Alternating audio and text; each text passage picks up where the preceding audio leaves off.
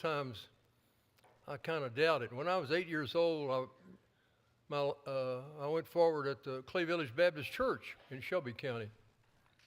That church did not have a baptistry. So I was baptized in the Shelbyville Baptist Church, which we later joined in their baptistry. I was 8 years old. And as they baptized me, as my head went under, my feet came out of the water. So I may be a Presbyterian or Methodist for all I know. But I still remember those days long ago when I had that miraculous feeling that I was saved by Jesus Christ. I grew up in Shelbyville, went on to coach and teach for a while, and then finally, after the next to last game of my last season, we defeated Franklin County. I was at Shelby County, and we came back to a wonderful place to eat called the Halfway House. And I ate a great big steak, came out, and the guy I was riding with had a brand new Mustang. And I opened the door and I threw it all up. And I think that was the last nail in the coffin that I should try another profession. So I got a connection at Eastern in a summer institute, went there for a year and got a master's degree, and then taught for 3 years or 4 years at Lee's Junior College in Jackson. You know where Jackson is? We enjoyed it, but we also wanted to get out of there. So I got a chance to go back to Eastern and started working on a doctorate. And along the way, I fell into a theme that I'd really developed in a master's thesis, the teaching of evolution in Kentucky. So I stayed on that subject, and my doctorate professor, who knew nothing about me, he was born in a Jewish community in New York City, never learned to drive a car, Richard Lowett. And for whatever reason, he and I just completely hit it off and were really great friends up to the time he died. I visited him in New York, or in Massachusetts, just a few weeks before he died. Most of the time, when you're an academe, like I was, you try to, keep your nose clean. I taught as many classes as I could. I taught correspondence courses. I taught 3 semesters out at Blackburn Prison. That's a real experience. I taught 3 semesters at the Lexington Police Department, and Lord knows several other places, just to make a little extra money. E.Y. Mullins was a person that I ran into first when I was doing my thesis. And then later, when I was trying to do my doctorate, my first choice was to write a biography of President McVeigh at the University of Kentucky. And anyway, somebody had already put their name in as they were going to write a biography of him, so I chose E.Y. Mullins. Mullins was president of the Baptist Seminary in Louisville from 1899 to 1928. As most of you know, and I'm sure you know, there are all kinds of varieties of Baptists. And some recent papers were found in the archives here of a lawyer in Texas communicating with Mullins. And it really gets down to they were arguing over the minutia of what it meant to be a Baptist, what you could believe in, what you shouldn't believe in. If you stay with talking about Baptists or learning about them long enough, there's a wide range of Baptists. There are arch fundamentalists, there are fundamentalists, there are conservatives, there are moderates, and then there are liberals. And they all come under the surname of Baptists, or in many cases, Southern Baptists. Mullins was an intellectual in many ways. He decided that when he was going to come to the seminary and start his profession, he said, I want to be a man of the people, but also want to be a writer, an intellectual.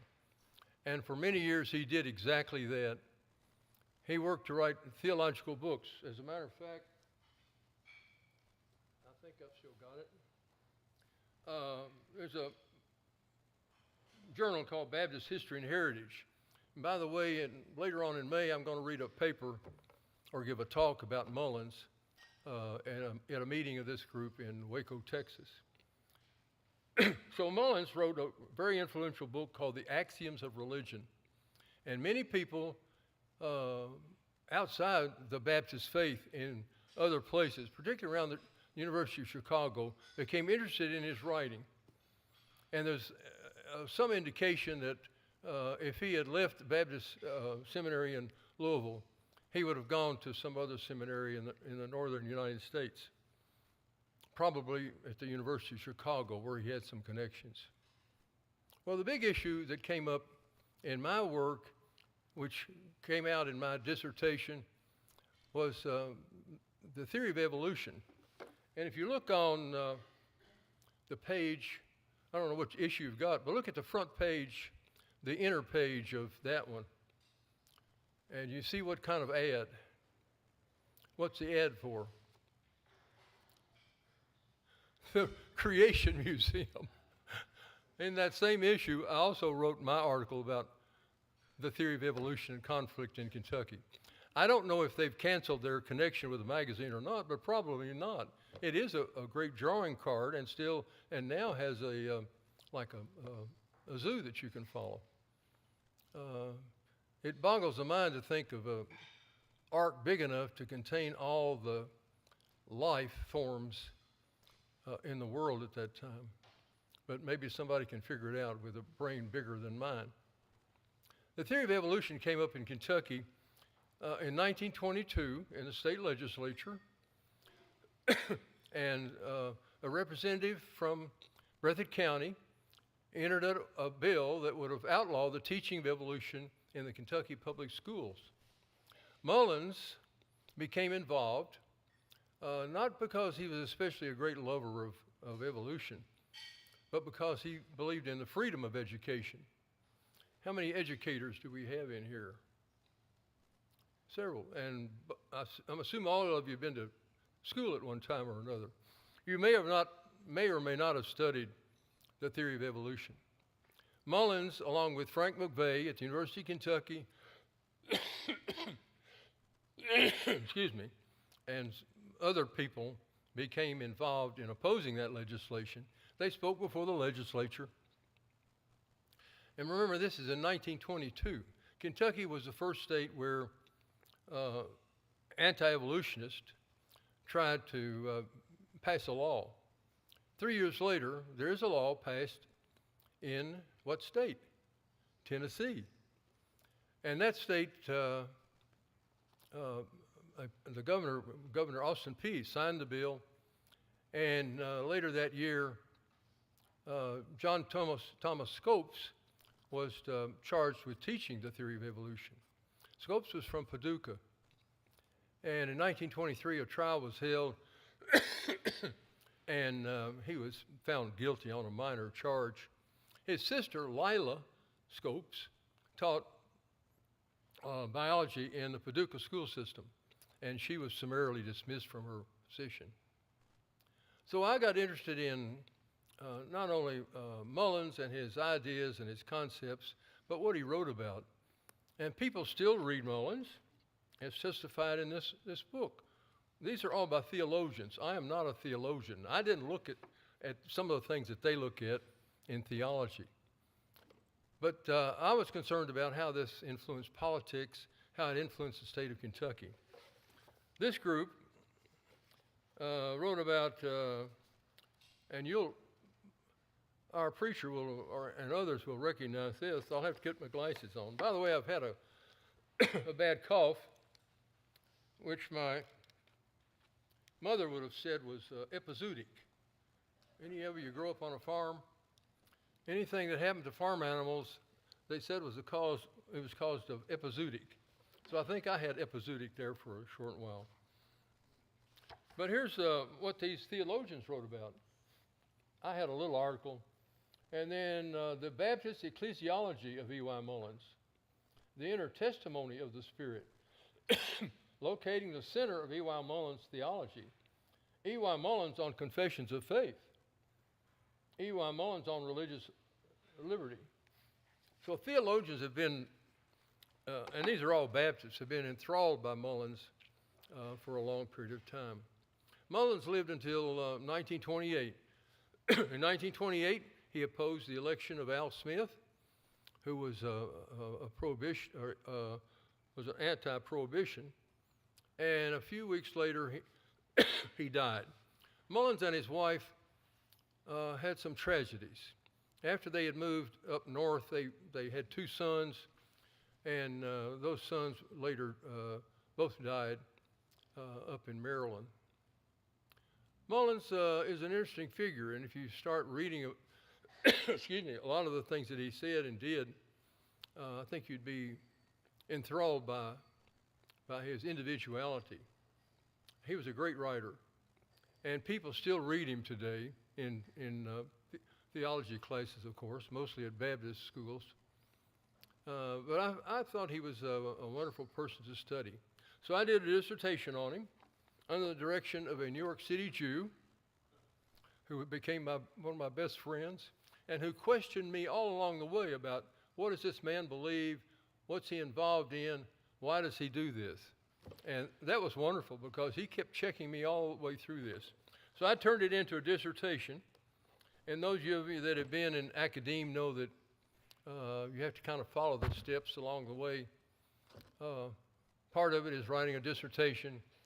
Then you have to defend your dissertation. By the way, I took my first orals at the University of Kentucky, and a man, yeah, thank you.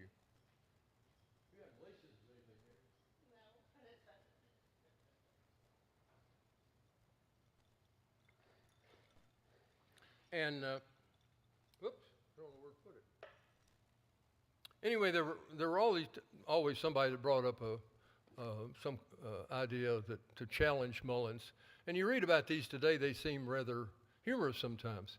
There's a strain of Baptist people who believe that they can trace their ancestry all the way back to John the Baptist. Now, some of you are smiling, but that's absolutely the truth. There are some Baptists who are extremely liberal. I'm not one of the extreme liberals. I would be considered kind of a moderate liberal, or a liberal moderate, whatever you want to call it. But in this church and in most churches, even those that are fundamentalists, you'll find people that don't quite fit what you consider them to be.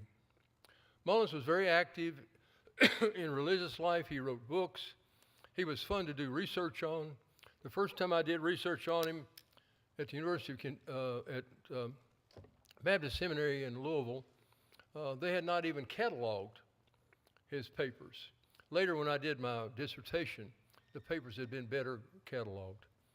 I don't know if any of you remember much about the Louisville Seminary, but Ronald Deering was the librarian, and he was a great help to me, and really a great man. Mullins got into all kinds of arguments with people, and like this man from Fort Worth, Texas, I think it was, who sent me letters. They were arguing about, one thing or another in theology, minor points that would seem to be a lot of people.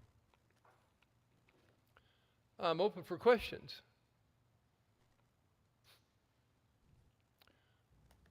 I wish we had recordings of Mullins. I have read his speeches, his sermons, and his books. He was really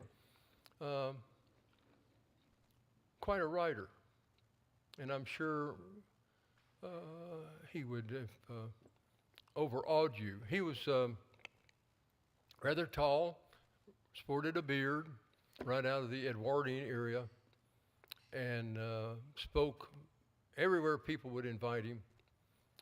He really worked himself to death, I think, over those years that he was at the seminary. I'm hard of hearing and I have a bad cold. Bill, that gentleman in Fort Worth that he Somebody was translate. arguing with, that gentleman in Fort Worth he was arguing with, he didn't have to be the pastor of the First Baptist Church, did he? The man in Fort Worth he was arguing with, was he the pastor of the First Baptist Church in Fort Worth? No, J. Frank Norris? J. Frank Norris, yeah. That was one of his arch enemies. J. Frank Norris was a real fundamentalist. There got to be a great battle. Oops. got to be a great battle over who would control the Western Recorder. And Mullins had his candidates, and the fundamentalists had their candidate, and there were arguments over the years about the policy of the Western Recorder. In far western Kentucky, down in your country, I can't remember the man's name, but he, a Baptist minister, also had a paper, and in the paper, over the headlines was a picture of a man shining a light on the devil, and the devil was turning away from the light. Like, you're going to really learn about Christianity in this volume I'm sending you. There were a lot of variety in Baptists. My mother was a longtime member of WMU, was secretary of the National WMU. Said she came back from that first meeting in Texas, I think, where fundamentalists took control of the presidency. And she said, flying back on the plane, she cried because she knew what was going to happen over the coming years. A lot of people were like that, even in Mullins' time. I would love to have had recordings of him, but as far as I know, no recordings were ever made, audio, of course. But I'm sure from what I've read, he was a great speaker. He would have been the kind of person that would have been so liberal, even though I'm sure he was an honest, conservative Christian, that he would have infuriated many conservative people. And that was something that he just kind of fell into over the years. He was independent enough that he was able to keep control of the board of trustees of the seminary, which, if you're into administration, that's a very important role. I was just talking with our former president of UK a few minutes ago about I've become disheartened by the University of Kentucky because the president and the board unilaterally dissolved the faculty senate. You don't read much about that. You read more about how the University of Kentucky is growing, and driving here, I have to come by all the big construction and everything looks rosy, but for a long time I was a member in and out of the Senate at Eastern, and it was then, and I think now, has an important role to play in the development of a university or college. Mullins was just a star. I don't know how to put it. Even now, when you think of people among Baptists, Mullins' name will come up, just like these theologians, after my little introduction, really got into depth about what he thought, how he wrote. But he would have been an interesting person to know. He did speak here in Richmond, I assume at the Old First Baptist Church, right after the turn of the century. And he was, excuse me, it seemed like he was always on the move until the last probably 4 or 5 years of his life, when he just couldn't travel as much. Of course, travel in those days meant trains. And if you were going to Fort Worth, Texas, that's a long train ride. Or if you were even going to Chicago, that's a long train ride. So the position and a lot of times the conflict just slowly built on him until he became an old man. Some of us know what happens to old men. We lose some of our faculties. And it showed in the last 2-3 years of his life that all of this conflict was just bearing down on him all the time. Southern Seminary, while he was president, could claim that it was the largest seminary in the world. And I think they still maybe make that claim, I'm not sure. But I enjoyed doing research down there. That was back in the old days, the early 1970s. Somebody have a question? Some of you also got in the magazine, a later issue in which I wrote about Patrick Henry Callahan, who was a Louisville Catholic leader and president of the Louisville Varnish Company. And he was also a very interesting person to study. Willard, next week we're going to talk about the Baptist Confessions of Faith. We're going to talk about Baptist Confessions of Faith next week. Mullins was connected to the 1925 BFM, right? He helped organize that.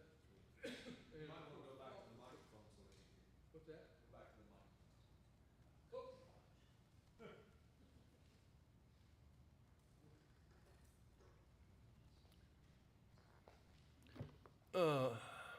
He believed in certain things, and he fought for what he believed in. I think the last 3 or 4 years of his life were rather terrible, even though the seminary kept growing and seemed like it was more influential than ever. It had changed and became more conservative after he left.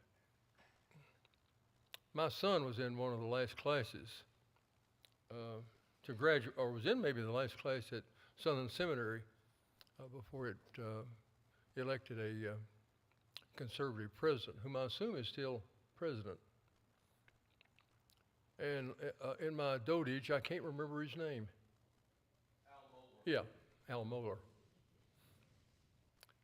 As I said, my mother was a staunch Baptist lady, a leader in the WMU, and yet on occasion, bless her heart, she could cuss like a sailor.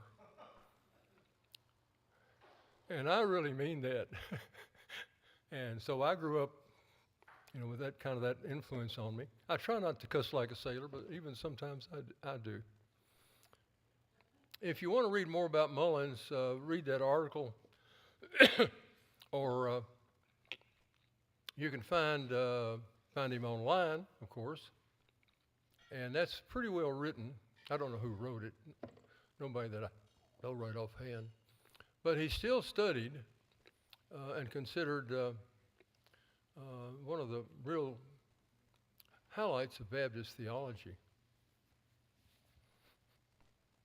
I'd give anything if I had a recording of him. I'm sure he had a great voice. Could maybe until his last years. Yeah. Walk up here. Walk up here. Yeah. Just don't hit me. My students used to say I could hear a pin drop in class. Now I can't. So George W. Truitt, pastor of First Baptist Church, Dallas, Yeah. were he and E.Y. Mullins friends? Oh, no. Well, they were colleagues, but they weren't friendly with each other. Okay. They had different views of most things. So they did not make common No. calls against fundamentalism? Not really. Truitt Seminary, what is now, I guess, still Southwest Seminary, became a rival of Southern Seminary. And that was a rivalry for students and for tuition, for money. Most of the students, and we have examples in our own church, kind of worked their way through school, held little churches in Shelby County or some nearby place. Again, I say I got interested in Mullins over this evolution issue, and I was quite proud that Kentucky did not pass a law. Later on, in about 1980, when I was still young and foolish, I decided to do a survey of Kentucky teachers of biology, and had some input from people that did this sort of thing at University of Kentucky, also people in Frankfurt. So I made up a questionnaire and sent it to, I think, over 800 teachers in Kentucky who probably taught biology, and asking them, how much stress do you place on evolution?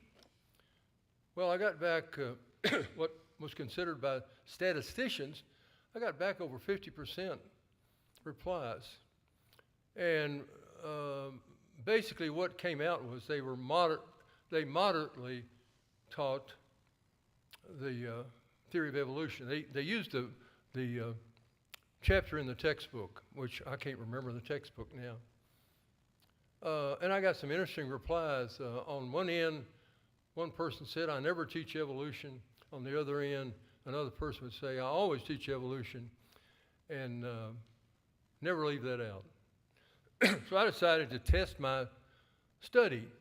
So I went up to Indianapolis and talked with people up there, got a list of Indiana teachers who taught evolution, who taught biology, sent them the same questionnaire, got back my answers. I decided, well, I'll try Tennessee. That's where the Scopes trial took place, right? So I did a survey in Tennessee. It came out that Kentucky was kind of in the middle. The Indiana teachers were a little more liberal. The Tennessee teachers were a little more conservative. And Kentucky's teachers were kind of the moderate range. That meant they at least taught the chapter in the biology book. And I got some wonderful remarks and letters from teachers. Somebody would write in and say, all this furor is causing us trouble, and blah, blah, blah, blah. Somebody else would write in and say, what did you do this for in the first place? And it was a wonderful experience. I wrote about it. It was picked up by the newspapers. A little bit later on, and I guess it was later in 1980, there was a motion before the Fayette County School Board to teach creation science. Probably it looked like it would be a 3-2 vote. So I was asked I went to see the superintendent, whose name I can't remember now, who'd been there a long time. And he invited me to come and speak for just a few minutes about the study that I'd made. It was a packed audience over at the old Henry Clay School. And it came out that you could teach, they did not mandate the teaching of evolution or of creation science. I've come to find out that over the years, somehow or another, there is legislation in Kentucky that you can teach creation science rather than the theory of evolution. Now, how much that means to you or how much that means to young people is something that you have to figure out for yourself. When I decided to write this article for Kentucky Monthly, I notified the editor of what I wanted to do. And I said, I know you have these ads for the place up in northern Kentucky. Have you been to the Ark? If you drive very slowly, look off to the left as you head toward Cincinnati, you can see it in clear weather or when there's no trees blooming. But as you go in the door, I'm told, and they advertise, a young girl is standing beside a dinosaur. You got it? A young girl is standing beside a moderately, kind of menacing looking dinosaur.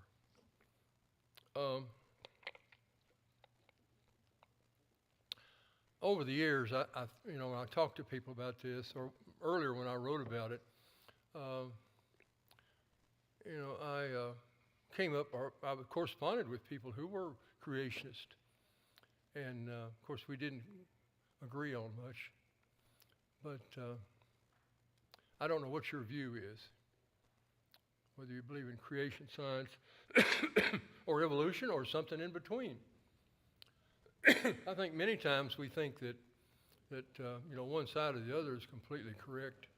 I do not believe, as I said in the PS in an article, I do not believe that people and dinosaurs walk the earth together. But there are people that believe that. If I had been alive and there had been dinosaurs, I probably would have been like what are considered the first mammals, little bitty shrew-like things that kind of ran under the trees whenever they heard a dinosaur come plodding along the way.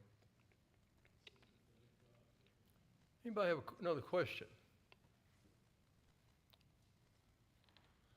E.Y. Mullins was a hero. I still think he was a great man.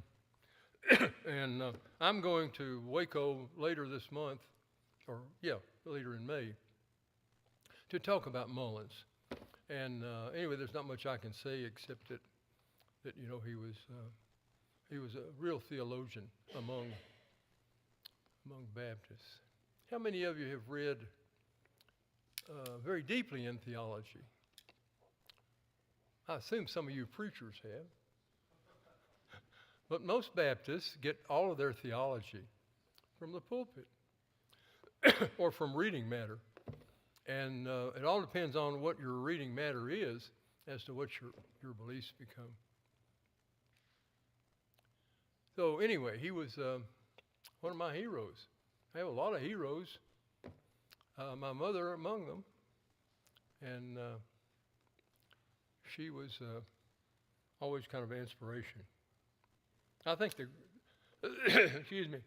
the greatest thing that you ever see in church, and I always get emotional when I see a young person, a little kid, being baptized. That's the most wonderful thing in the world. So what does that make me? I still think I'm an evangelical. I still believe the Bible as I read it, but I'm also influenced by science and technology. And I have to take all that into account. Yes? A former teacher, a teacher of physics. Yeah. When you were doing your research about the teachers across Kentucky and you gave them a questionnaire, did you include, besides biology students, teachers, did you do other sciences like these were all geology public or school astronomy, teachers. Yeah. And I tried to refine it enough so that it would be all high school biology teachers. But I couldn't quite do that. So people in Frankfurt, this one man in particular said, at any one time, teachers in high school are shuffled from one department to another. Somebody dies, somebody leaves, somebody comes in. And so they may be teaching biology one year and general physics the next, or general science. And most kids in high school do not take the more difficult subjects. I guess that's a way of saying it. And there are high schools that really have a difficult time teaching advanced students. That's not as big a problem as it is in an urban area as it is in some place in eastern Kentucky. But when I looked at the survey, north, south, east, west in Kentucky, it was all about the same. No matter what region I looked at, the statistics pretty much held up that most teachers gave evolution a moderate study to their students. And then there were always people that, of course, completely skipped a chapter. I'm sure that still happens. But how can you study modern physics, without really studying a lot of different angles and attitudes? I'm amazed all the time. I watch public television at something science has done to really change the way we look at things. I'm afraid that we have crossed a barrier and are entering a stage of really bad weather conditions. And all these predictions made about our planet changing and overheating, I think are true. So Judgment Day may be closer than we think. I'm very concerned about this, especially I have 3 great-grandchildren and 1 on the way. And what kind of world are they going to be living in 30, 40, 50 years from now, after I'm long gone? I just don't see that. I can't be very optimistic about things. I'm reading today about the Russians are starting a new offensive using motorcycles. And the Ukrainians have come up with trying to figure out ways to stop these motorcycle attacks by using, what do you call them? Yeah. And those are very effective weapons. Anybody else? I've worn you out by talking about Mullins. I wish you could read more about him, and he was really a great man. Thank you. Thank you, Bill. We appreciate you. Thanks for coming and sharing. Bill's been a lifelong, at least from the 70s, student of Mullins, and it's hard to overstate how important Eli Mullins is to current Baptist history and to our current situation. Next week, we're going to talk about Baptist confessions of faith. We're going to go all the way back to John Smith's short articles and come to the latest BF&M, Baptist Faith and Message, and look at the development of that over time. And there really is this incredible thing that happens in response to all that Bill's talking about, the kind of fundamentalist controversy and the modernist and all this that happens around the turn of the 20th century, that gets to the point where Baptists decide we have to define what we believe, which is a very non-Baptist thing to do. And so they construct the Baptist Faith and Message. And E.Y. Mullins organizes that operation. He's crucial to that. And it becomes the first kind of modern confession of Baptist belief and doctrine in 1925. It's revised in 63. It's revised minutely in 98 and then revised again in 2000, and that's when all kind of things break loose. But Mullins is a really critical factor in that. Another thing you might find interesting, Mullins was interim pastor here just prior to the coming of T.C. Ecton. So he was actually here before Ecton came, 1904, 1905, all that. And the correspondence that Bill's talking about was conducted while he was pastor here, and we found it in the basement over there. It's really fascinating stuff. And they're arguing about whether or not Baptists can be friends with people of the Stone Campbell movement, of people who are in Christian churches or churches of Christ. Can we cooperate with one another? And this attorney was very adamant that we should not even consider it. And Mullins is saying, I don't understand what your problem is. We're all Christians. So he was an early, as Bill said, he was what today we would consider a moderate in Baptist life. Names on a couple of buildings over in Louisville, Mullins Hall and a couple of places. So anyway, he really is a crucial figure. And next week, I maybe we'll put him even in a little bit more context. But Bill, thanks. Thanks for sharing with us. Thank you all for being here. And if you want to do a little advanced reading, there are several places online where you can find the Baptist Faith and Message in comparison. And the 25 and the 63 and the 2000 right next to each other. And if you kind of look at them, you start to track the development in Baptist thought and theology that kind of leads to where we are today. So that's your homework if you choose to accept it. That's your homework. So, yes, sir? By the way, I end that article with the old saying, I'm Baptist born, I'm Baptist bred, and when I die, I'll be Baptist dead. You've heard that before. That's me. Well, Maybe you too. It might be. It pretty much is. Yeah, I don't know anything any different than that, I'll be honest. Well, let me pray for us and then we'll go. Father, for the influence of so many who've gone before us that we've thought about in these last few weeks, but particularly Dr. Mullins and what he meant to our Baptist faith, the way he defined it, the way he helped to shape it, in his faithfulness to just try to figure out what faith looks like in his moment, in his day, which is what we're trying to do. And so we continue to ask you to guide us and to help us to understand how we learn from all that's gone before us in a way that gives us hope and a trust in what we believe in our day.